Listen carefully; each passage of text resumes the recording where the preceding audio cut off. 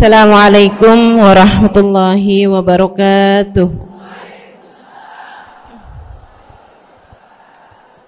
Alhamdulillah. Wassalatu wassalamu ala Rasulillah Muhammad ibn Abdillah wa ala alihi wa sahbihi wa man walah. Subhanaka la ilma lana illa ma 'allamtana innaka antal alimul hakim. Rabbi shrah li sadri wa yassir li amri wahlul 'uqdatan min lisani yafqahu qawli. Amma ba'du. Alhamdulillah, ibu-ibu sekalian saya muliakan, hadiah indah di mana Allah mengizinkan kepada kita untuk menghadapnya. Bukan main. Siapa kita ini sampai diizinkan Allah untuk bolak-balik menghadap kepada Allah Subhanahu wa taala dalam salat-salat kita? Saya pernah dengar dari para guru-guru kami, guru-guru saya. Mereka mengatakan di saat orang salat, di saat kamu salat, di saat saya salat, bukan hanya karena saya mau sholat, kamu mau sholat, akan tetapi karena kamu dianggap mulia di mata Allah, sehingga Allah izinkan dirimu untuk menghadap padanya. Ketika saya sholat, bukan hanya karena saya mau sholat, akan tetapi karena saya punya nilai di mata Allah, sehingga Allah izinkan kepada saya untuk menghadap padanya. Sebaliknya, ketika kamu tidak mau sholat, bukan hanya karena kamu tidak mau sholat, akan tetapi karena kamu sudah jatuh dalam pandangan Allah, terhina dalam pandangan Allah, sehingga Allah tidak lagi mengizinkan kepadamu untuk menghadap kepadanya. Ketika seseorang tidak sholat, bukan hanya karena dia tidak mau sholat, akan tetapi karena ia sudah tidak lagi bernilai di mata Allah, sehingga Allah tidak izinkan dia untuk menghadap padanya. Teman-teman, saudariku sekalian yang saya muliakan, kalau bicara tentang sholat nih teman-teman, ada 4 tingkatan, ada 4 kelas. Untuk kamu melihat sholatmu sudah ada di kelas yang mana? Kalau saya boleh bilang kelas teratasnya nih kelas bisnis, oke lah ya. Kelas bawahnya lagi kelas atasnya kelas eksklusif ya, kelas eksekutif. Terus bawahnya lagi kelas bisnis, bawahnya lagi kelas, tapi ada 4 kelas, bawahnya lagi kelas gerbong. Nggak naik dalam kereta nih ya. Kelas yang paling bawah kita bahas nih, kelas gerbong nih. Kayaknya naik di atasnya nih ya, gerbongnya. Teman-teman sekalian, orang yang di saat mengerjakan sholat, dia kerjakan juga, tapi merasanya sebagai beban. Ya ampun, udah maghrib aja, baru juga asar. Ya ampun, males banget dah. Ini gak ada rusuh nih, kita kan lagi jalan-jalan nih, kita kan lagi belanja nih di Tanah Abang. Itu jamaah aja gimana sholatnya? Nah ini orang-orang yang menganggap sholatnya sebagai beban, malas kalau disuruh sholat, terutamanya subuh. Terutamanya sholat subuh. Ini Allah ceritakan orang-orang yang seperti ini adalah kelompoknya orang munafik. Na'udzubillah. Alladzina idza qamu ila sholati qamu kusala. Orang-orang yang kalau disuruh sholat bangun juga sih, tapi malas banget. Setan nih nemenin dia, kayak naroin batu di atas kepalanya, bikin dia berat mau ngerjain sholat. Kalau lagi tidur, ngipas-ngipasin matanya, bobo aja lagi. 5 menit lagi, 5 menit lagi. Bangun-bangun udah siang. Pernah terjadi padamu?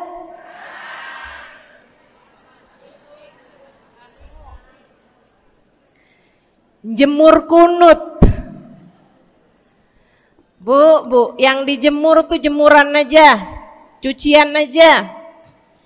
Jangan sampai jemur kunut. Kunutnya dijemur ya. Ketika ada seseorang yang disampaikan kepada Nabi Muhammad bahwasanya orang itu tidak bangun kecuali sesudah azan subuh, artinya enggak tahajud, artinya enggak bangun di sepertiga malam terakhir, bangunnya sesudah azan subuh. Nabi mengatakan padanya tentang orang itu, Nabi bilang pada para sahabatnya, inna syaitan bala fi udhunih. Itu adalah orang yang telinganya dikencingin sama setan. Pada pernah dikencingin setan? Kalau bangunnya habis adzan tuh dikencingin setan. Kalau bangunnya udah terbit matahari dikencingin siapa kira-kira? Insyaallah. Teman-teman saudariku sekalian yang saya muliakan, alladzina idza qamu ila salati qamu kusala, malas bener kalau diajakin salat, sampai sebagian salatnya dikerjakan keluar dari waktunya. Yang seperti ini masuk dalam firman Allah Subhanahu wa taala, a'udzubillahi minasyaitonir rajim, fawailul lil musallin alladzina an salatihim sahun. Fawailul lil musallin alladzina hum an salatihim sahun. Celaka orang-orang yang salat. Kenapa kok orang salat celaka ya Allah? Sebab mereka an salatihim sahun, melalaikan salat mereka. Apa maksudnya melalaikan? Imam Sayyidina Ibnu Abbas dalam salah satu tafsir beliau mengatakan alladzina yuakhiruna an waqtiha au yuqaddimuha ila ghairi waqtiha. Orang-orang yang mengakhirkan salat sampai keluar dari waktunya atau memajukannya sebelum waktunya. Mau pergi ke Tanah Abang nih, jam 11. Ntar kita ribet nih urusan sholat duhur. Dah sholatin sekarang aja. Ini orang-orang yang fawailul lil musallin. Bu, sesibuk apapun dirimu, jangan pernah ninggal sholat. Bu, lagi ngerjain perkara penting apapun kamu, jangan pernah mengakhirkan sholat. Jangan pernah mengeluarkan sholat dari waktunya. Kenapa gitu? Karena bu, sholat itu urusanmu sama Allah. Gak ada yang lebih penting daripada itu. Gak ada yang lebih penting daripada itu. Siapa yang mementingkan Allah, dia bakal dipentingin sama Allah. Siapa yang meremehkan salatnya, berarti dia telah meremehkan Allah. Siapa yang meremehkan Allah, dia akan diremehkan oleh Allah. Na'udzubillah min dzalik. Buat adik-adik jomblo, jangan pernah mau kawin sama orang yang gak sholat. Biarpun kamu udah nunggu cukup lama, kalau ada yang lamar kamu dan dia gak sholat, jangan mau bu. Dek, ibu-ibu juga, kalau ada yang janda di sini,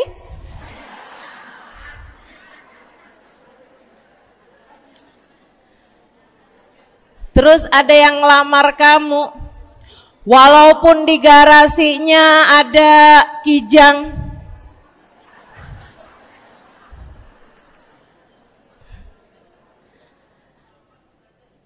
ada bebek, motor maksudnya ya, datang melamar kamu, jangan terima. Orang yang gak sholat, kamu jangan mau jadi istrinya. Kenapa? Saya kasih tahu ya, Allah aja dia tinggalin, apalagi kamu.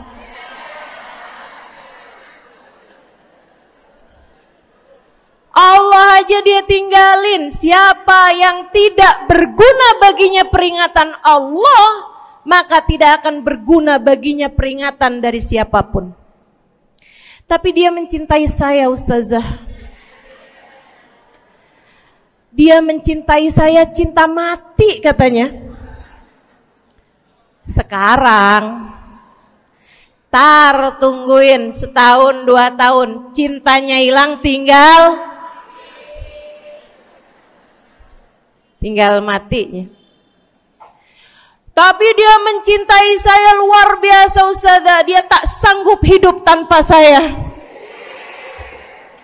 Itu namanya cinta monyet. Tungguin 2 tahun, cintanya hilang, tinggal. Jangan temenan sama orang gak sholat. Dia telah jatuh di mata Allah. Maka kita pun belajar buat jadi orang-orang yang terus mendaki, terus meraih rahmatnya Allah, terus belajar buat jadi salah satu orang yang dipandang dengan rahmat oleh Allah Subhanahu wa taala. Salah satunya dengan cara kita memuliakan sholat, kita menjaga sholat. Jagain sholatnya, jangan masuk kelompok orang yang tadi itu sholatnya menjadi beban. Ini kelompok paling bawah nih. Naik ke kelas ekonomi. Tadi begitu ya? Kelas ekonomi, orang-orang yang sholatnya menjadi sebuah kewajiban. Dia kerjain, dia tahu itu wajib, dia gak akan tinggalin. Tapi sama halnya dengan kewajiban-kewajiban yang lain. Kita nih kalau mikirnya kewajiban, Bu, kalau nggak diwajibin lagi seneng. Betul nggak? Masih ada kayak beratnya gitu ngerjain sholat. Orang yang sholatnya dianggap sebagai kewajiban. Kayak anak-anak sekolah tuh, wajib pakai seragam, wajib ngerjain PR. Kalau satu hari, besok enggak wajib pakai seragam. Ada nggak ya pakai seragam? Nggak ada. Nggak ada yang besoknya dia pakai seragam. Terus tanyain, kenapa kamu tetap pakai seragam? Abisnya saya suka sama seragamnya. Nggak ada. Karena mereka menganggap pakai seragamnya adalah kewajiban. Sekolahnya sebagai kewajiban. Jadi giliran besok libur anak-anak, hore gitu. Ada orang-orang yang sholatnya dianggap sebagai kewajiban. Nggak ada yang nambah kalau kewajiban tuh. Sholat sunnah boro-boro. Sholat wajib aja kalau bisa dibikin sesingkat mungkin akan dilaksanakan dengan cara yang sesingkat-singkatnya.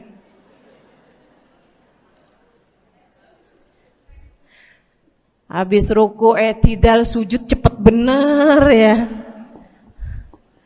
Malaikat raqib sama malaikat atid nih udah tahu aja kalau dia sholat. Habis ghairil maghdubi alaihim waladdallin. Malaikat atid bilang sama malaikat raqib, kulhu, catat kulhu udah pasti.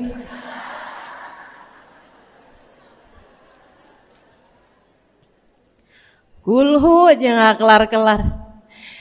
Teman-teman saudaraku sekalian yang saya muliakan, sholatnya dianggap sebagai sebuah kewajiban. Nggak nambah dengan sunnah, namanya wajib. Kita naik lagi insya Allah. Sholatnya kita naikkan dari yang kewajiban kita naik menjadi kelas bisnis, sholatnya sebagai sebuah kebutuhan. Mudah-mudahan nih ibu-ibu, teman-teman semuanya yang sedang menyimak kajian pada hari ini, saya doakan, karena saya berharap saya pun juga didoakan, agar menjadi salah satu orang yang sudah berada dalam tingkatan ini. Sholat kita tahu adalah kebutuhan kita. Sama kayak kebutuhan makan, Bu. Ibu kenyang nggak kalau makan nasi doang 2 piring? Kenyang. Siapa yang bilang nggak kenyang? Kalau kamu makan nasi doang sepiring, kenyang apa nggak kenyang? Kenyang. Akan tetapi pasti ibu-ibu mau nambah dah. Nambah apaan? Lauk. Nambah lauknya. Ada ikan asin, ada sayur asem, langsung pada lapar nih. Ada sambal, Masya Allah, ada tempe goreng. Udah Bu ya, tetangga lewat kagak nyadar. Masya Allah. Teman-teman saudara sekalian, kita nambah, bahkan udah kenyang pun kita masih cari lagi tambahan. Makanan apa nih yang bisa kita makan? Karena kita tahu makan adalah sebuah kebutuhan kita. Kita perlu sama makan. Kita butuh sama makan. Maka demikian pula dengan orang-orang yang sholatnya sudah dia tahu adalah sebagai sebuah kebutuhan. Cukup sih duhur 4 rakaat, dia nambah. Ada qobliyahnya, ada ba'diyahnya. Jam-jam 9 pagi nggak ada sholat wajib sih, tapi pengen ngemil, ya Bu ya, dengan cara kerjain sholat duha. Malam-malam abisnya isya, ampun mau tidur, ingat katanya Nabi, pesannya kepada Sayyidina Abu Hurairah, wasani habibi, kata Abu Hurairah, an utir qabla an anam. Kekasih saya Nabi besar Muhammad, kata Abu Hurairah, kasih pesan pada saya untuk jangan tidur sebelum sholat witir. Jadi habis kelar sholat isya langsung sambung sama witirnya. Dia tahu sholatnya adalah sebagai sebuah kebutuhan. Kebutuhan. Saya butuh untuk sholat karena saya butuh kepada Allah. Saya perlu sholat karena saya perlu kepada Allah. Saya perlu sholat karena saya tahu urusan saya sebesar apapun saya rasakan adalah kecil dalam pandangan Allah. Saya perlu sholat karena permasalahan dalam hidup saya yang saya rasakan sebesar gunung di atas pundak saya, di atas punggung saya, di hadapan Allah tak sampai seperti setitik debu yang mudah saja untuk dia angkatkan dari kehidupan saya. Maka kita pun menjadikan sholat sebagai sebuah kebutuhan. Lagi sakit, jangan ninggalin sholat. Kenapa? Kamu menghadap kepada yang punya kesehatan. Lagi banyak utang, jangan ninggal sholat. Sama, jangan utang lagi. Karena kamu menghadap kepada pemilik segala kekuasaan, pemilik dunia dan akhirat, pemilik semua uang di atas muka bumi ini adalah Allah. Makanya Habib Ali Habsyi, penulis kitab Maulid Simtud Durar, yang tadi ibu-ibu baca maulidnya, beliau pernah bilang, Ada dalam salah satu diwan beliau. Diwan tuh syair-syair beliau itu ya.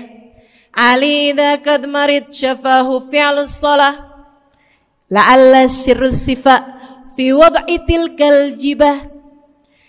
Kata beliau, Ali nih kalau lagi sakit, nih Habib Ali ya, beliau tuh padahal punya amal ibadah sangat banyak. Tapi Habib Ali bilang, Ali idza qad marid syafahu fi'lus shalah. Ali nih kalau lagi sakit, sembuhnya sama sholat. Sembuhnya sama sholat. La'alla sirrus sifa.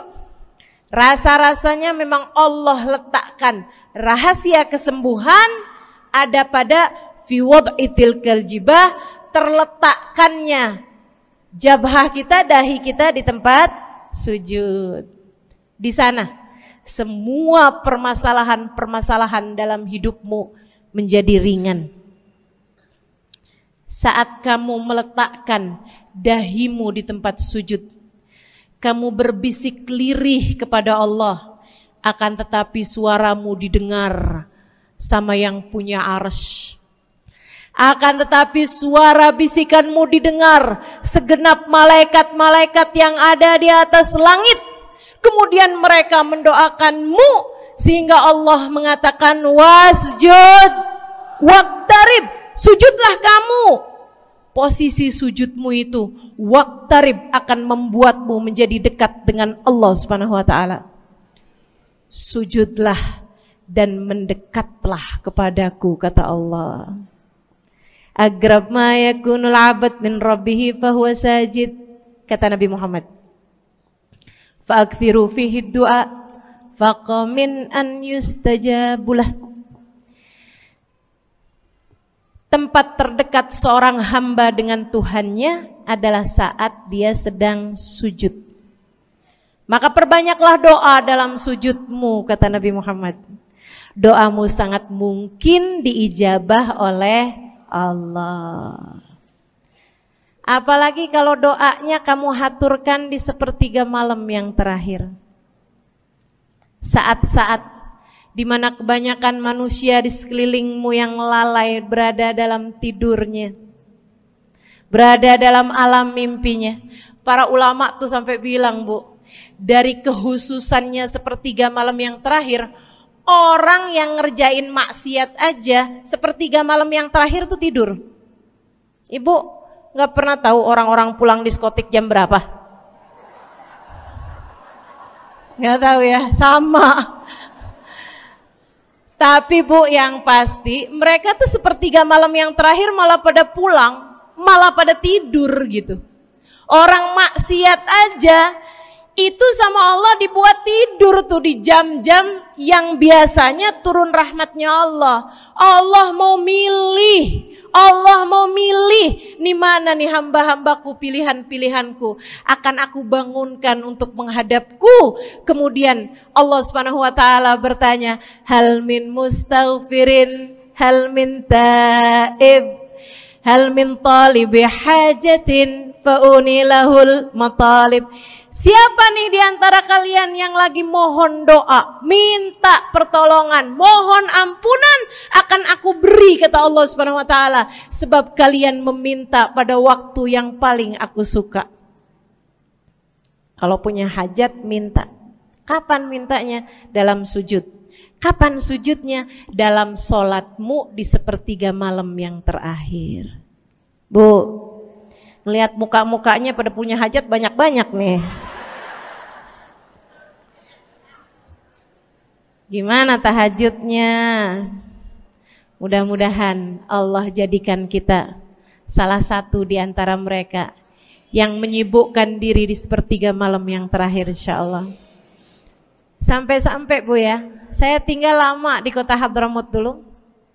Orang-orang di Hadramut, orang awamnya, itu kalau mereka punya anak kecil umur 1 tahun, 2 tahun, 3 tahun tuh, punya anak bayi, balita gitu. Kalau mereka bangun di sepertiga malam yang terakhir, mereka akan membangunkan anak-anaknya walaupun buat main.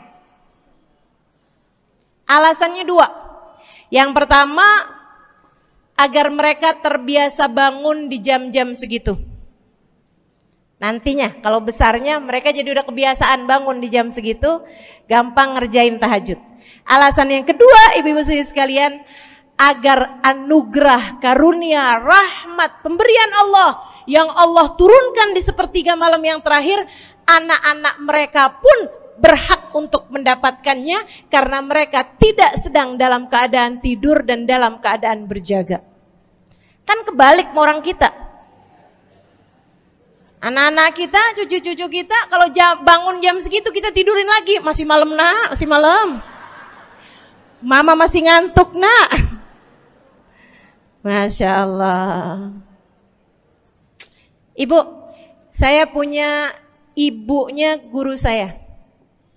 Saya punya guru salah satunya dan yang tercinta di hati saya, Sayyidil Habib Umar bin Hafid. Guru saya. Beliau punya ibu namanya Hubabah Zahra. Almarhumah, baru meninggal masa-masa deket pandemi. Ya Bu ya, baru aja beberapa tahun silam meninggalnya. Itu ibu-ibu sekalian punya anak kalau nggak salah 12.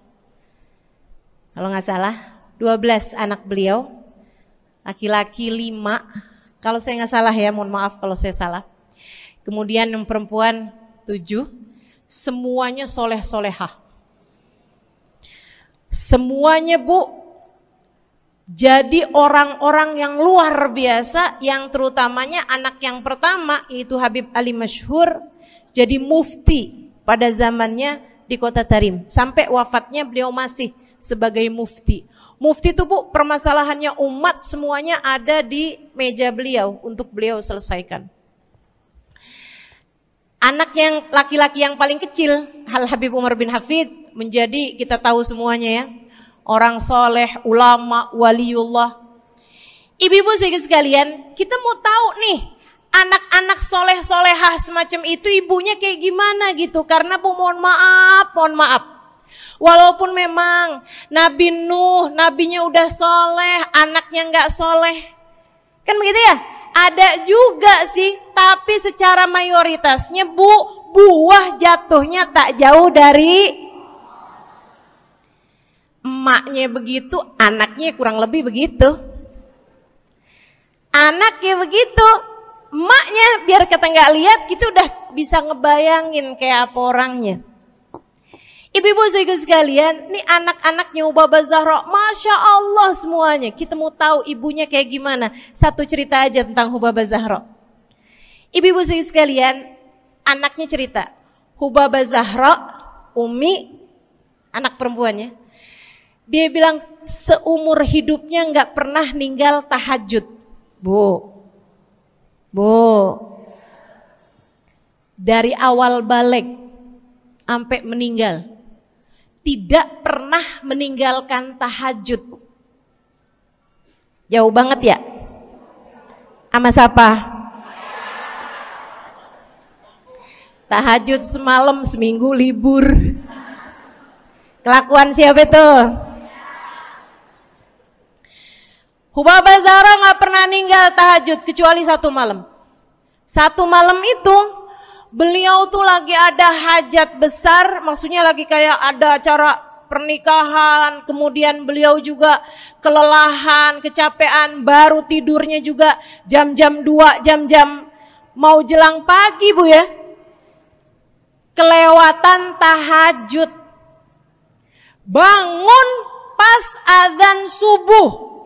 Ibu, beliau bangun dengan gemeteran. Beliau bangun dengan menggigil padahal nggak musim dingin. Beliau bangun, azan, innalillah wa inna ilaihi rajiun.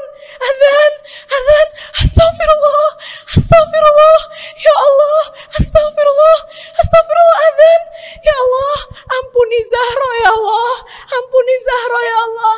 Anaknya cerita, hari itu aku tidak pernah melihat ibuku berlelehan air mata sepanjang hari lebih daripada hari tersebut. Hari itu kami melihat ada seorang perempuan berlelehan air mata beristighfar memohon ampun kepada Allah karena satu malam dalam hidupnya beliau meninggalkan tahajudnya, teman-teman. Masya Allah, Masya Allah. Tiap kali makan ingat gitu, ya ampun tadi malam gak tahajud, samihni ya Rab, samihni ya Rab, sampai gak enak makan. Insya Allah, insya Allah. Mudah-mudahan Allah jadikan keagungan sholat ada dalam hati kita. Sholat kita jadi kebutuhan. Insya naik tingkat eksekutif, teman-teman. Tadi saya ulangin lagi dah, karena ibu-ibu kan suka rada lupaan. Kelas yang paling bawah, kelas apa tadi? Gerbong. Menjadikan sholatnya sebagai beban. Kelas berikutnya menjadikan sholat sebagai kewajiban. Naik lagi menjadikan sholat sebagai kebutuhan. Tingkat terakhirnya ada hamba-hamba tercinta di sisi Allah yang menjadikan sholat mereka sebagai sebuah hiburan dalam hidupnya, hobi dalam hidupnya. Diawali, dicontohkan oleh baginda kita Nabi besar Muhammad yang mengatakan dalam hadis sahihnya, wa ju'ilat qurratu aini fis shalah, wa ju'ilat qurratu aini fis shalah. Dijadikan, kata Nabi Muhammad, Allah telah menjadikan, dijadikan li untukku qurrat aini, kesenanganku dalam kehidupan, kebahagiaanku ada pada, hobiku ada pada as-shalah, salat. Nabi itu orang yang kesenangan beliau, hobi beliau adalah salat. Kana idza faza'ahu amrun aladha ila shalah. Kata para sahabat meriwayatkan, Nabi kalau lagi dengar kabar-kabar yang gak enak, segera menuju kepada sholat. Nabi kalau udah ada kabar-kabar Rasul pasukan kita terkalahkan di medan peperangan, Nabi ngelihat Bilal. Kemudian Nabi Muhammad nanya, udah dekat waktu sholat Bilal? Sebentar lagi Rasul, arihni bihaya Bilal, arihni bihaya Bilal. Yuk Bilal, santaikan diri saya Bilal, tolong hibur diri saya Bilal. Segera azan dan kita akan sholat bersama-sama wahai Bilal. Kesenangan beliau, hobi beliau dalam sholat, dalam hidup adalah sholat. Teman-teman saya sekalian, bukan hanya Nabi Muhammad, tapi para sahabat-sahabat Nabi Muhammad, tapi para tabi'in, para tabi'it tabi'in. Saudaraku sekalian saya muliakan, Sayyidina Umar bin Khattab alaihi ridwanullah, kana idza ja'ahu hal, apabila beliau dalam keadaan hatinya lagi khusyuk, hatinya lagi nyambung banget sama Allah Subhanahu wa taala, kalau mau sholat sunnah manggil orang. Beliau sholat dalam masjid, ada orang mau sholat sunnah, ada orang lagi baca Quran dipanggil sama beliau. Kamu saya bayar ya, kamu duduk sebelah sini saya nih, baca Qurannya deketan saya sini, kamu saya bayar. Buat apaan wahai Sayyidina Umar? Buat negur saya, ngingetin saya lagi sholat nih. Oh gak usah dibayar Tuan. Yaudah kalau gitu kamu duduknya sebelah sini ya. Tugas saya apa Tuan? Kalau kamu lihat saya sholat berdirinya kelamaan, ingetin saya buat ruku. Kalau kamu lihat ruku saya kelamaan gak bangun-bangun, ingetin saya buat bangun. Kalau kamu lihat sujud saya kelamaan, ingetin saya buat duduk. Karena saya sekarang ini kalau lagi berdiri baca Al-Quran, lupa buat ruku. Dari nikmatnya bacaan Quran beliau. Baik Tuan, sholat, baca Fatihah, habis itu baca Quran, surat Al-Quran, dapat selesai satu, kok masih enak, baca lagi, masih enak lagi, baca lagi. Yang sebelah beneran nih gak ruku-ruku. Beliau berdiri kemudian bilang, Tuan ruku, gak kedengeran. Beliau berdiri deketin telinganya, Tuan ruku, belum kedengeran juga. Ruku, Allahu Akbar. Sayyidina Umar bin Khattab. Tabi'in, Sayyidina Ali Zainal Abidin. Pernah lagi sholat, rumahnya kebakaran, teman-teman. Sholat sunnah di waktu malam, rumahnya kebakaran. Orang-orang pada teriak-teriak, Tuan Harik, nar, ya ibn binti Rasulillah, wahai anak dari cucunya Nabi Muhammad. Tuan, ada api di sekitarmu. Tuan, kebakaran. Tuan, kebakaran. Allahu Akbar. Sami Allahu liman hamidah. Enggak lihat apa-apa. Habis selesai sholat baru lihat, kebakaran nih rupanya. Orang-orang pada bilang, kami sudah mengingatkanmu Tuan. Apa jawab beliau?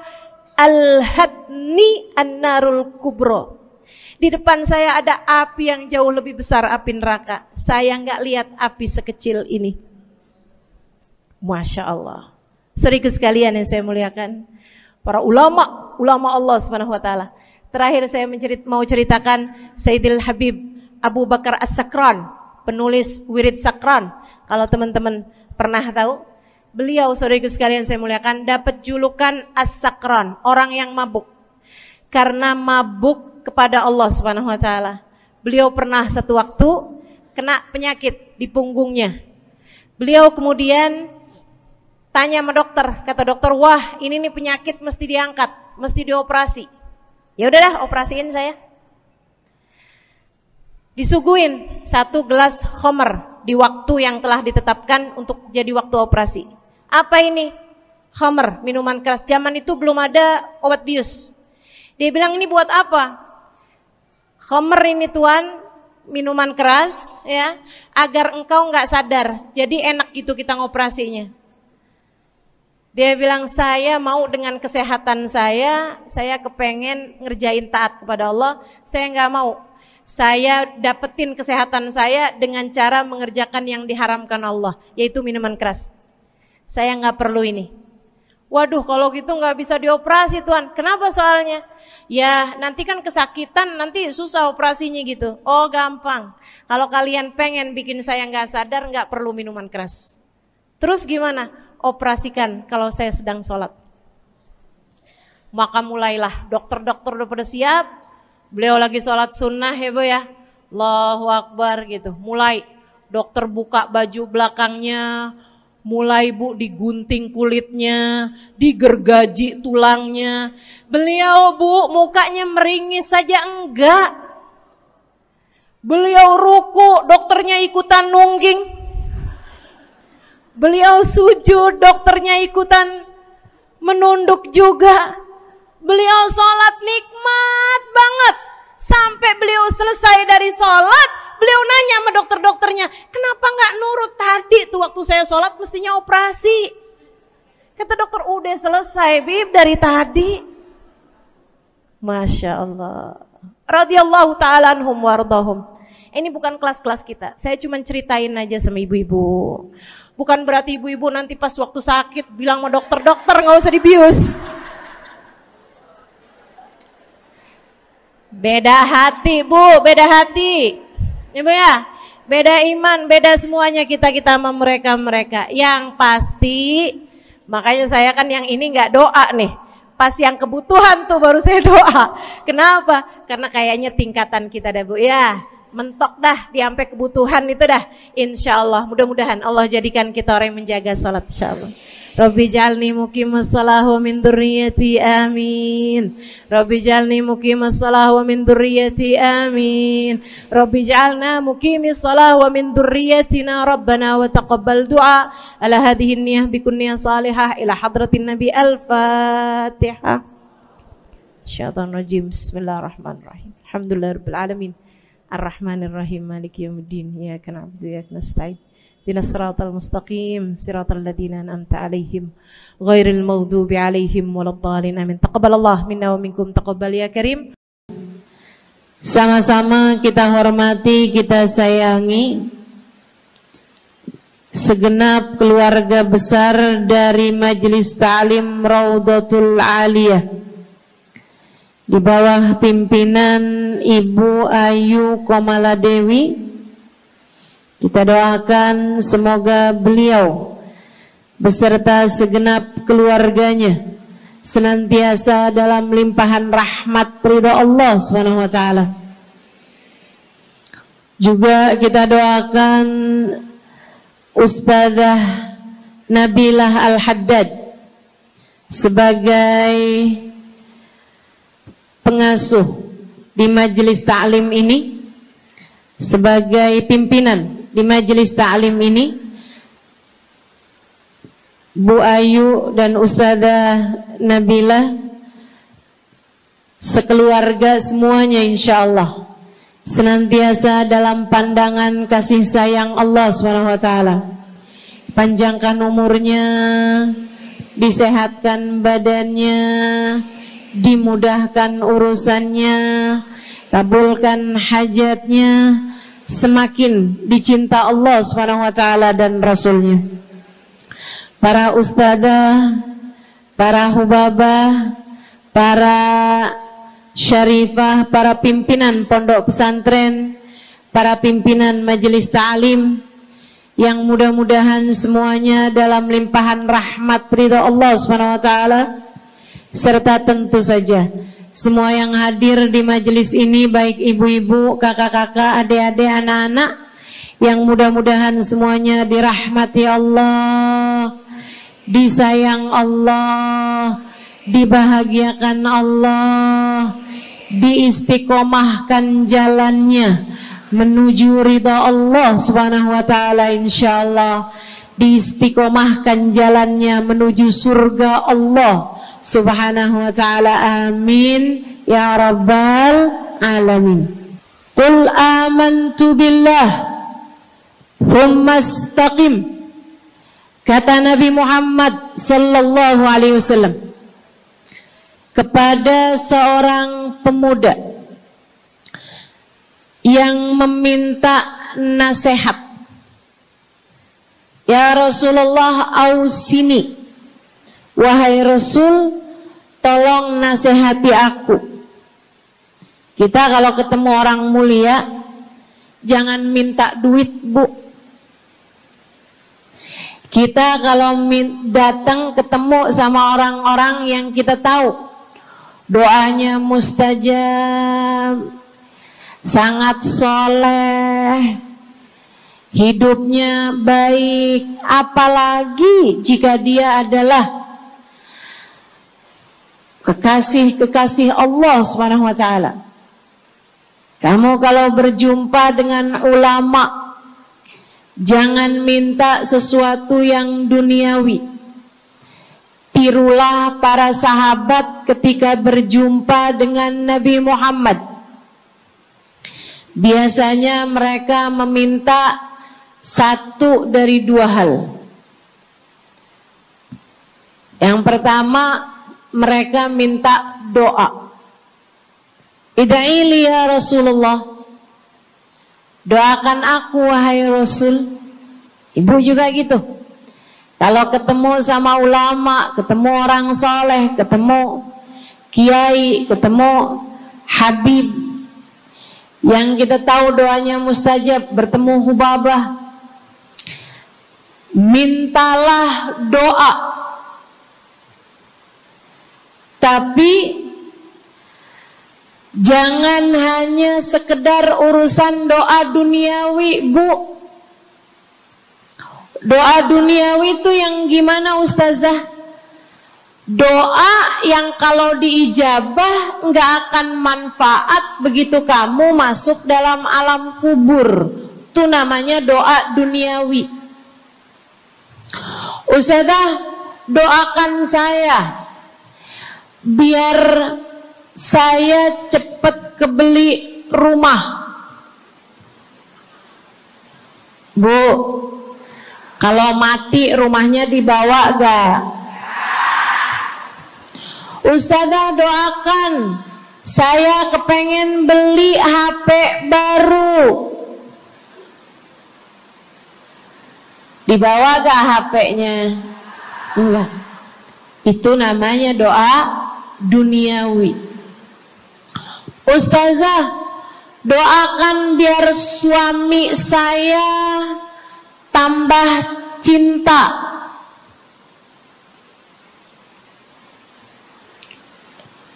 Kalau mati suaminya dibawa gak Bu? Walaupun kamu mau, dia gak bakalan mau Bu. Sesuatu yang sifatnya duniawi. Ustazah, doakan biar anak saya soleh. Duniawi apa bukan? Bukan. Sebab kesolehan anak akan jadi tambahan bekal bagimu ketika kamu masuk dalam alam kubur. Jadi nggak boleh nih ustazah doa urusan duniawi atau minta didoakan urusan-urusan duniawi. Boleh, tapi jangan cuma itu. Nanti takutnya kamu nyesel. Kalau selama di dunia kamu doanya hanya untuk urusan dunia, takutnya begitu masuk dalam kuburan sudah tidak ada lagi doa yang akan Allah ijabah untukmu ketika kamu ada dalam alam kubur nanti. Sayang-sayang. Jadi kalau doa, prioritaskan urusan akhirat. Insya saya berasa banget jadi orang yang sering dimintain doa sekaligus juga sering minta doa. Saya kalau ketemu orang saleh, ketemu habaib, ketemu hubabah, saya akan minta doa, nggak pernah minta duit saya. Ida'ili ya hubabah, ida'ili ya habib. Serius sekalian, sebagai orang yang sering juga dimintain doa, ustazah doakan saya. Banyak tuh.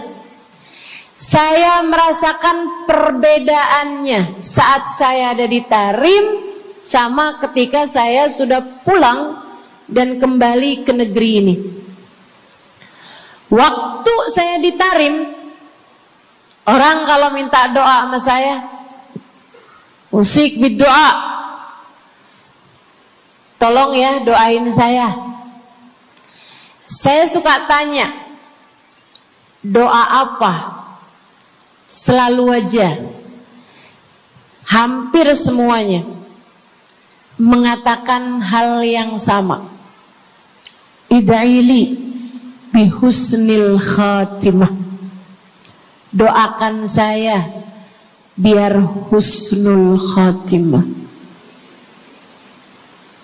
Begitu nyampe ke Indonesia, kalau ada orang bilang ustazah doain saya, biasanya lanjut tuh doanya, minta apa langsung dibilang, nggak pakai tanya. Ustazah doain saya biar utang cepat lunas. Ustazah doain saya biar cepat dapat jodoh. Ustazah doain saya biar jadi orang kaya. Ustazah doain saya biar suami nggak mendua. Ya Allah, ternyata kebanyakan orang kita kalau minta doa seringnya urusan duniawi. Bukan berarti nggak boleh, boleh aja sih.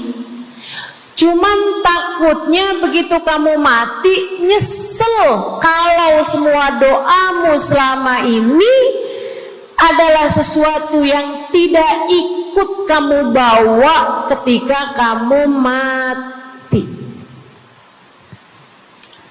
Kalau kita lihat para sahabat ketika mereka berjumpa dengan Nabi Muhammad, selalu saja banyak di antara mereka yang minta doa. Nabi pernah tanya, doanya apa? Macem-macem jawaban para sahabat. Ada yang begini, Harithah menjawab, ida'ili an yarzuqani Allah asyhada fi sabilih.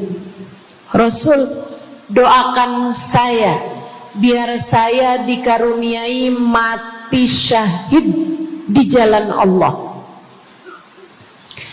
Ada lagi yang lain doanya, ya Rasulullah, id'ili an yarzuqani Allah murafaqatan bika ya Rasulullah. Doakan biar saya nanti di masa sesudah kematian saya, di masa akhirat nanti bisa mendampingimu wahai Rasulullah, bisa berjumpa denganmu wahai Rasul, bisa ada dalam rombonganmu wahai Rasulullah. Doa-doa yang sangat ukhrawi, doa-doa yang sangat akhirat, karena mereka sudah faham tujuan hidup sesungguhnya adalah mencari ridha Allah Subhanahu wa ta'ala. Tujuan hidup sesungguhnya adalah bergerak menuju surga Allah Subhanahu wa ta'ala. Tujuan hidup sesungguhnya adalah berpulang kepada Allah dalam keadaan Allah ridha kepada kita. Sahabat tuh minta didoakan, sama yang kedua minta nasihat. Kita juga nyontoh, kalau ketemu orang soleh, kalau ketemu ulama, kalau ketemu habaib, ketemu kiai, ketemu bunyai, ketemu hubabah, ketemu ustadzah, ketemu ustadz,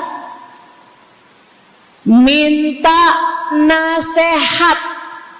Selain daripada minta doa,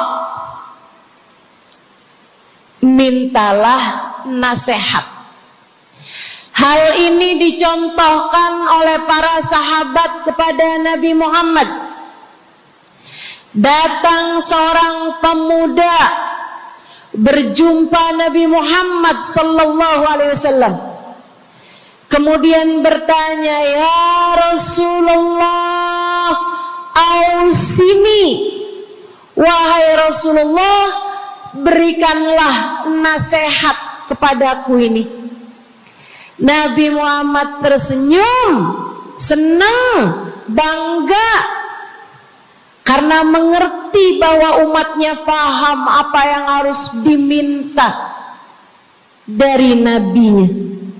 Nabi berkata kepadanya, qul amantu billah thumma istaqim. Kata Nabi Muhammad, ucapkanlah, aku beriman kepada Allah, kemudian istiqomahlah kamu di jalan Allah. Nasihat Nabi Muhammad buat pemuda tersebut, nasihat Nabi Muhammad buat pemuda-pemuda umatnya sepanjang zaman, nasihat Nabi Muhammad buat umatnya baik yang muda maupun yang tua, baik laki-laki maupun perempuan, baik yang pintar maupun yang kurang pintar. Semua umatnya dinasehati sama Nabi Muhammad. Karenanya akan saya sampaikan hal ini kepadamu hari ini. Quli, ucapkanlah, amantu billah, aku beriman kepada Allah. Tsumastaqimi, kemudian istiqomahlah kamu, wahai saudariku, di jalan Allah. Katakanlah, aku beriman kepada Allah, kemudian istiqomahlah. Istiqomahlah. Nasihat yang sangat indah dari baginda kita Nabi besar Muhammad, yang Allah karuniakan kepadanya jawami'al kalim, dapat selalu berbicara dengan kata-kata yang ringkas tapi padat. Nabi itu ucapannya ringkas tapi padat. Nggak kayak saya, Bu, udahlah panjang dan ya, mudah-mudahan Allah jadikan ucapan-ucapan kita jadi kalimat-kalimat yang akan membawa kita menuju surga. Jadi ucapan-ucapan yang akan bawa kita menuju ridha Allah SWT. Ibu-ibu, kita sama-sama belajar, biar kalau ngomong itu enggak panjang-panjang, akan tetapi bermutu, berkualitas. Terutama Bu, ibu kalau ngomong sama anak-anak ibu, kadang-kadang panjang bener. Padahal itu aja, anak sampai hafal. Iya mah, katanya gitu. Betul gitu? Nabi kalau ngomong pendek aja tapi penuh makna. Nabi kalau bicara seringkali nggak panjang-panjang tapi sangat berarti. Satu hadis beliau saja bisa disyarahkan, diberi keterangan, hingga bahkan berkitab-kitab banyaknya. Ibu-ibu sekalian, salah satu dari ucapan ringkasnya Nabi Muhammad, amantu billah, kata Nabi, qul amantu billah, tsumastaqim, ucapkanlah, aku beriman kepada Allah, kemudian istiqomahlah di jalan Allah. Apa itu istiqomah? Lurus, jangan belok-belok. Lurus, jalan terus. Jalannya adalah jalan yang lurus. Itu yang selalu kita minta dalam tiap rakaat sholat kita. Kita berdoa kepada Allah, ihdinas siratal, ya Allah, tempuhkanlah untuk hidup kami ini jalanmu yang lurus. Sama kayak kamu lagi bilang, ya Allah, karuniakanlah dalam kehidupan kami keistiqomahan di jalanmu ya Allah. Kamu selalu minta istiqomah 17 kali sekurangnya tiap hari. Betapa sangat pentingnya istiqomah ini, saudaraku sekalian. berada dalam jalan yang lurus. Saya mau bahas jalan lurus yang dimaksud ini apa aja. Satu, kamu harus lurus imannya. Amantu billah, aku beriman kepada Allah. Kata Nabi Muhammad sallallahu alaihi wasallam, qul amantu billah, ucapkanlah aku beriman kepada Allah. Maka istiqomah tersebut yang nomor satu adalah dalam urusan keimanan. Bu, Kak, Dek, Nak, yang lurus imanmu. Iman yang lurus tuh yang gimana, Ustazah? Iman yang lurus adalah memahami dua kalimat syahadat yang menjadi pintu gerbang keimananmu. Orang kalau masuk Islam, dia jadi orang yang beriman, dia mengucapkan kalimat syahadat. Apa itu? La ilaha illallah. Yang pertama. Yang kedua, Muhammad Rasulullah. Tidak ada Tuhan selain Allah. Itu harus kamu miliki dalam hatimu secara lurus, istiqomah.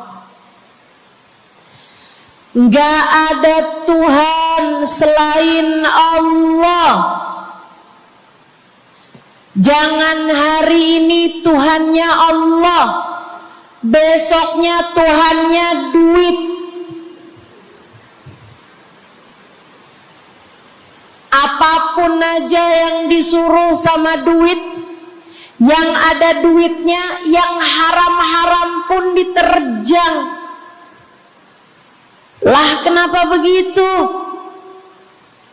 Saudaraku sekalian, qul amantu billah, ucapkan aku beriman kepada Allah, aku faham arti la ilaha illallah. Tidak ada Tuhan selain Allah. Tidak ada yang mengatur kehidupan selain Allah. Tidak ada yang memberi rezeki selain Allah. Maka berimanlah kepada Allah. Kalau ada istri bilang sama suaminya, kalau kamu nanti pulang bawa duit, ahlan wa sahlan, selamat datang. Tapi kalau kamu pulang nanti nggak bawa duit, silakan tidur di luar.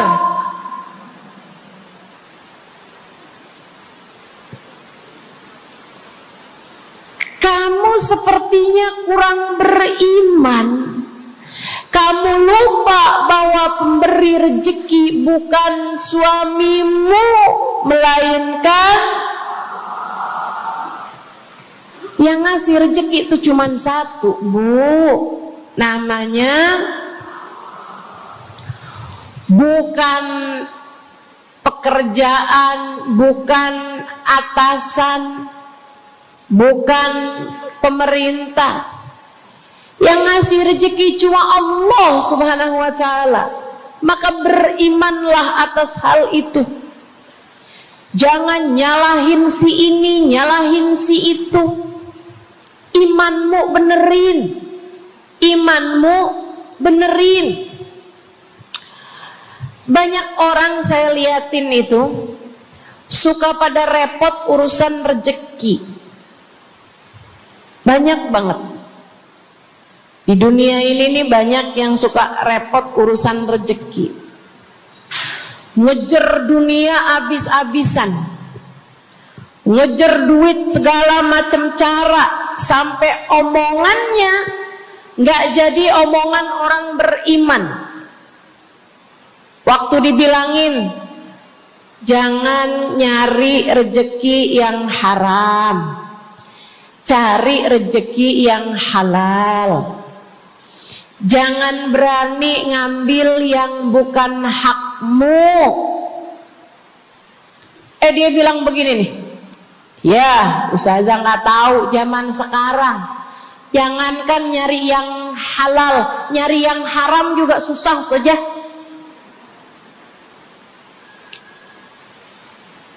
Itu omongan orang nggak beriman. Kamu mesti ngerti dulu, kalau yang kamu minta adalah urusan rezeki, dengerin. Kalau yang kamu minta urusan rezeki, kamu harus datang kepada alamatnya, yang sering kali membuat kamu setengah mati urusan rezekimu, sampai mau-maunya menghinakan diri, minta-minta sama orang, berharap dari orang. Seorang ibu berharap dari anaknya, seorang istri berharap dari suaminya. Saudariku sekalian, yang sering kali membuat kamu tersiksa urusan rezeki adalah karena kamu salah alamat. Kamu salah alamat. Kamu sedang tersesat jalan. Kamu sedang salah arah. Makanya jadinya kemana-mana kamu nggak nemu. Orang alamatnya aja salah. Ini kalau kamu mau ke Kubah Mas, tapi kamu perginya ke Taman Mini, nyampe apa nggak nyampe? Dapat apa enggak majelisnya? Nggak dapat. Kenapa? Salah alamat. Yang dicari Kubah Mas, kamu perginya ke Keong Mas. Nggak nyampe, nggak dapat. Saya kasih tahu padamu, alamat rezekimu ada pada Allah. Alamat rezekimu ada pada Allah. Alamat rezekimu ada pada Allah. Maka berimanlah kepadanya, fahamilah arti la ilaha illallah. Tidak ada Tuhan kecuali Allah. Gak ada yang ngasih rezeki selain kamu. Lagi sakit, kamu mau nyari obat, saya kasih tahu alamat obatmu. Alamat yang bisa menyembuhkanmu hanya satu, namanya urusan rezeki. Allah sudah bilang, Huwar-Razzaq dzul quwwatil matin. Allah lah satu sang pemberi rezeki. Allah lah satu sang pemilik kekuatan sejati. Jadi kamu kalau mau nyari rezeki, datanglah ke alamatnya, datanglah kepada Allah. Kamu lagi mau nyari kesehatan, jangan salah alamat. Datanglah kepada sang pemilik kesehatan. Alamatnya yaitu Allah yang telah mengatakan, fa idza maridtu fa huwa yashfin. Katanya Nabi Allah Ibrahim, apabila saya sakit, maka hanya Allah lah yang maha menyembuhkan. Berarti nggak boleh pergi ke dokter gitu Ustazah? Silahkan pergi ke dokter, pergi ke apotik,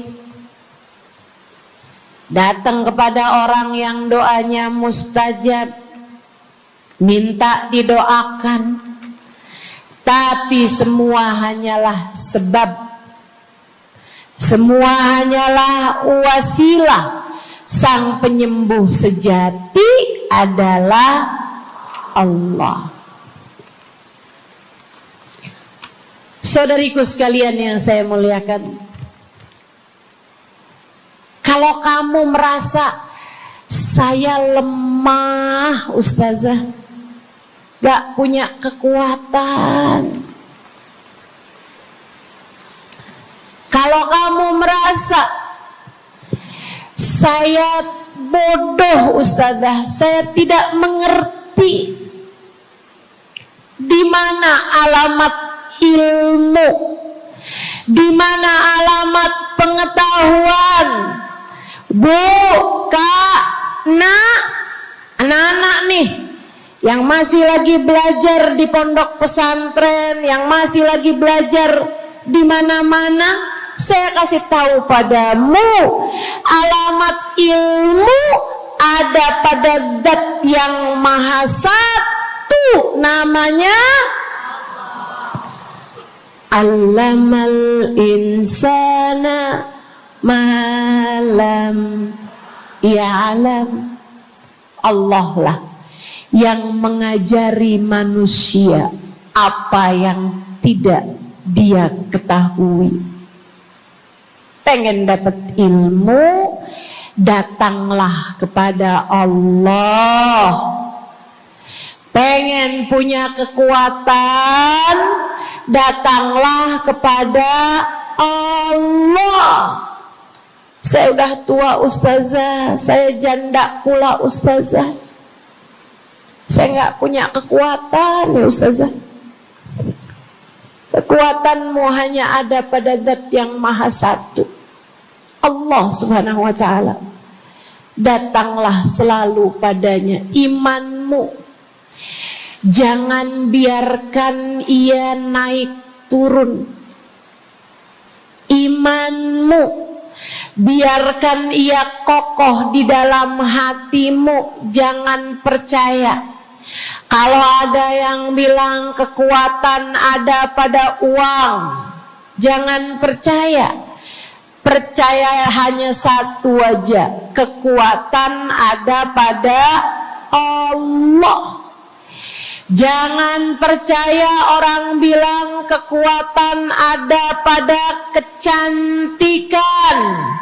Kalau kamu cantik, kamu kuat, suamimu gak akan kemana-mana. Jangan percaya, Bu. Percaya hanya satu aja, kekuatan ada pada Allah Subhanahu wa Ta'ala. Kamu takut terjadi hal-hal yang buruk bagimu, bagi anak-anakmu. Kamu kepengen ada yang jaga. Ibu, nggak usah pusing-pusing mau nyari bodyguard, nggak usah pusing-pusing mau sewa security, pengamanan. Sebab sang pemberi keamanan hanya satu, namanya Wallahu ya'simuka minan nas. Hanya Allah satu yang dapat menjagamu dari kejahatan manusia. Qul a'udzu birabbin nas. Katakanlah, aku berlindung kepada sang penjaga manusia, sang pemelihara manusia, sang pengasuh manusia, Allah Subhanahu wa ta'ala. Berimanlah padanya, istiqomahlah. Bu, gak ada yang bisa bikin orang meninggal selain Allah. Gak ada. Tapi dia ditabrak orang, Ustazah. Kalau gak ditabrak dia gak bakalan mati. Kamu kebalik. Justru karena dia harus mati, Allah jadikan dia ditabrak. Jelas? Ini imannya mesti yang benar nih. Jangan kamu kira ini ada dokter malpraktek sehingga dia kemudian meninggal dunia. Jangan kamu kira karena salah minum obat dia mati. Bukan, ibu-ibu sekalian, justru karena dia harus mati, karenanya kemudian ketemu sama dokter yang malpraktek lah, ketemu sama obat yang salah lah. Itu hanya sebab kematiannya itu sendiri. Allah udah bilang, idza jaa ajaluhum la yastakhiruna sa'atan wa la yastaqdimun. Apabila datang ajal seseorang, nggak ada siapapun yang bisa memajukan barang semenit pun, nggak ada yang bisa memundurkan meski sesaat sekalipun. Nggak ada. Emang udah kepastiannya. Waktunya mati ya mati, Bu. Gak ada yang bisa menghidupkan, sekaligus tidak ada yang bisa mematikan selain Allah. Itu artinya istiqomah dalam iman. Tapi tunggu dulu, sebelum saya lanjutkan istiqomah yang lain. Selain beriman kepada Allah, kamu juga harus beriman kepada Nabi Muhammad. Kamu harus beriman kepada Nabi Muhammad. Beriman bahwa beliau adalah, a'udzubillahi minasyaitonirrajim, qul innama ana basyarum mithlukum yuha ilayya. Dua-duanya harus seimbang. Innama ana basyarum mithlukum, tapi juga yuha ilayya. Katakanlah wahai Nabi Muhammad, aku adalah seorang manusia seperti kalian. Saya punya badan, saya punya perasaan. Kalau nggak makan-makan saya lapar. Kalau habis makan nggak minum saya haus. Kalau beberapa hari saya nggak tidur, saya ngantuk. Qul innama ana basyarun. Sampaikan kepada manusia, aku adalah seorang manusia seperti kalian juga. Ama anak cinta, lama nggak ketemu sama istri, kangen. Katakan wahai Nabi Muhammad, ana basyarum mithlukum, saya manusia seperti kalian juga.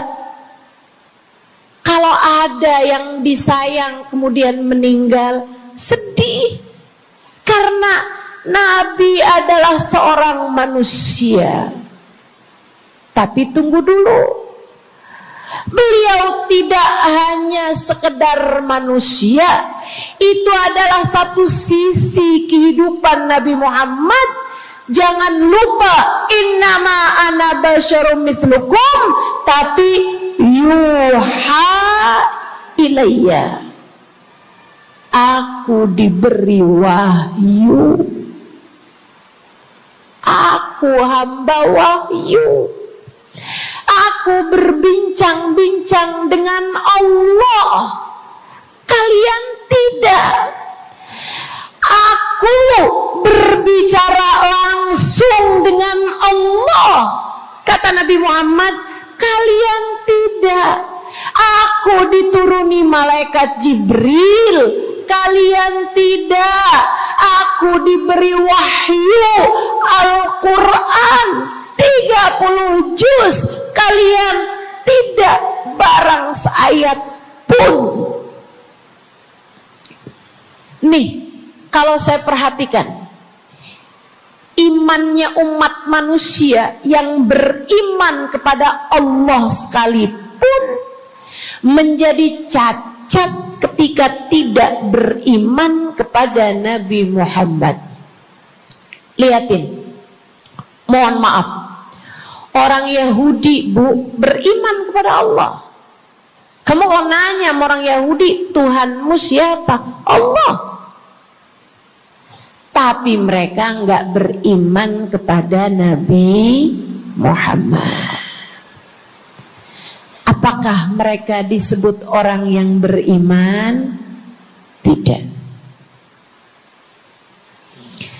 Orang Nasrani, apakah mereka beriman kepada Allah? Iya. Tapi apakah mereka beriman kepada Nabi Muhammad? Tidak. Apakah mereka beriman? Tidak. Bahkan umat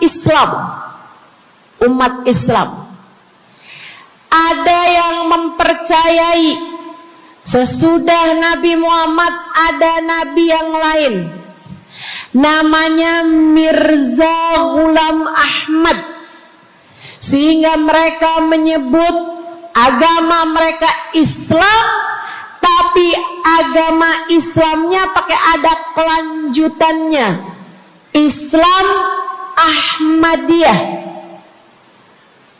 Apakah mereka beriman? Tidak. Sebab syarat iman selain la ilaha illallah juga ada Muhammad Rasulullah. Bahkan, Bu, ada banyak di antara kita orang-orang yang iman kepada Allah luar biasa, tapi kalau urusan kepada Nabi Muhammad, kalau lagi diceritain Isra Mi'raj, dia bilang Nabi Muhammad tuh nggak usahlah segitu amat diperayakan Isra Mi'rajnya. Nabi Muhammad tuh Isra Mi'raj cuman sekedar ruhnya aja, badannya nggak pakai Isra Mi'raj. Jadi Nabi itu orang ngelihatnya kayak tidur aja, ruhnya aja yang melayang-layang. Isra Mi'raj bener, tapi ruhnya aja, badannya nggak pakai pergi. Jadi kalian nggak usah berlebih-lebihan sama Isra Mi'raj. Oh, kenapa gitu? Kamu nggak percaya sama Isra Mi'raj, sama badan-badannya Nabi sekalian? Kamu nggak percaya, kenapa? Ya karena itu nggak masuk akal. Manusia kan nggak bisa kayak gitu. Nabi Muhammad kan manusia. Kamu lupa bahwa Nabi walaupun manusia, beliau adalah yuha ilayya. Beliau adalah hamba wahyu. Ketika diceritakan tentang mukjizatnya Nabi Muhammad, yang bisa memperbanyak makanan, bahkan ada Ghazal, ada rusa yang berbicara dengan Nabi Muhammad, ada unta yang sujud kepada Nabi Muhammad, ada pohon yang datang kepada Nabi Muhammad dengan mencabut akarnya, kemudian berjalan dengan akarnya menuju Nabi Muhammad. Ketika dipanggil, kemudian sujud pohon tersebut kepada Nabi Muhammad sallallahu alaihi wasallam dan bertanya, "Mengapa engkau memanggilku wahai Nabi?" Dia nggak percaya, nggak masuk di akal. Itu hanyalah dongeng. Kita bilang tapi hadisnya sahih. Riwayatnya Ibnu Mas'ud yang menceritakan hal itu, hingga bahkan Sahibul Burdah menuliskannya. Katanya Sahibul Burdah Imamul Busiri, ja'at lidakwatihil asjaru sajibatan tamshi ilaihi ala saqin bila qadami. Datang ketika dipanggil sama Nabi Muhammad pepohonan. Mereka datang dengan, mereka berjalan dengan akar-akar mereka, kemudian sujud di hadapan Nabi Muhammad. Ini tentang iman. Mereka nggak percaya. Mereka ngakunya paling beriman. Mereka ngakunya paling lurus imannya. Tapi kenapa kalau mengenai Nabi Muhammad kamu menjadi timpang? Ketika melihat orang ramai-ramai bersolawat kepada Nabi Muhammad, mereka kegerahan. Ketika melihat orang-orang ramai datang ke majelis-majelis maulid, merayakan, bergembira atas lahirnya Nabi Muhammad, mereka kegerahan sampai mereka bikin GAM. Apaan tuh? Gerakan anti maulid. Oh, ada lagi mereka menyebut diri mereka GAS. Apaan tuh? Saya tanya. Gerakan anti solawat lah. Kenapa kamu kegerahan sama Nabi Muhammad? Hah?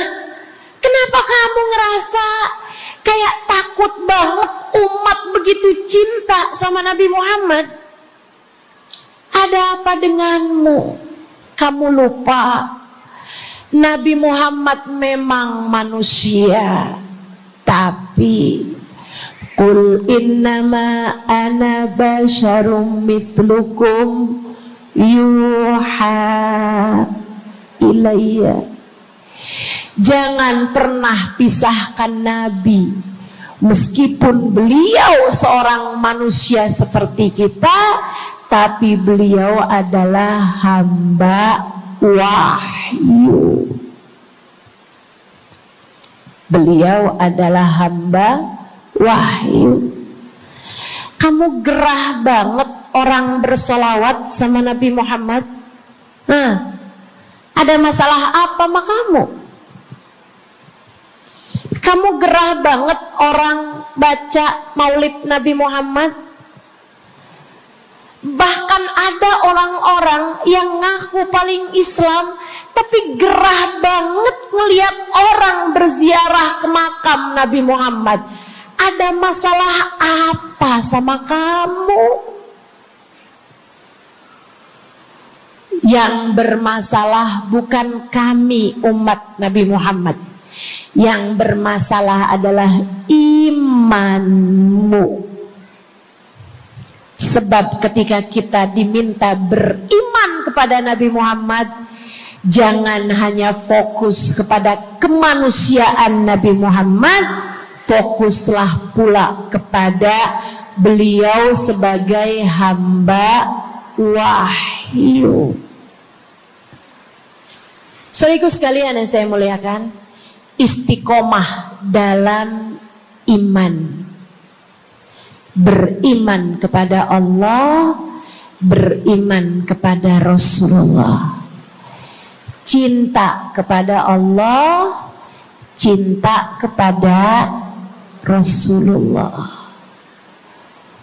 Cinta kepada Rasulullah, cinta kepada keluarga Rasulullah, cinta kepada sahabat Rasulullah, dan istiqomahlah dalam cinta tersebut. Jadi istiqomah menuju ridha Allah yang pertama adalah istiqomah dalam iman. Yang kedua, istiqomah dalam taat. Bu, Kak, istiqomah dalam taat. Kamu disuruh sholat,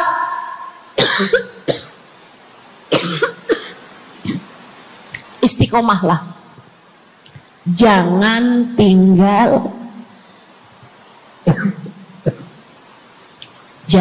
tinggal sholat.